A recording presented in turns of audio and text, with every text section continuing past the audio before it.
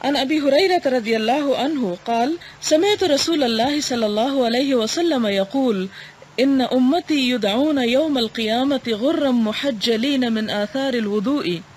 فمن استطاع منکم ان یطیل غرته فلیفعل، متفق علیہ۔ حضرت ابو ہریرہ رضی اللہ تعالی عنہ سے مروی ہے، فرمایا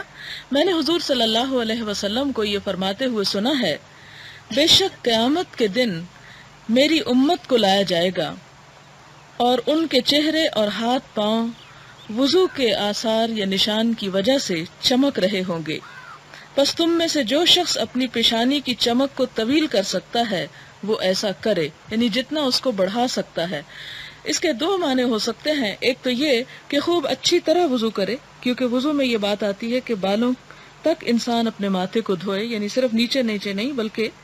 بالوں تک دھونا جو ہے وہ ضروری ہے، اور خاص طور پر پیشانی کا چمکنا جو ہے وہ انسان کے چہرے کی سعادت اور اس کے لیے ایک باعث نعمت ہے۔ اور دوسرا طویل کا معنی یہ ہے کہ وہ روشنی اتنی زیادہ ہو،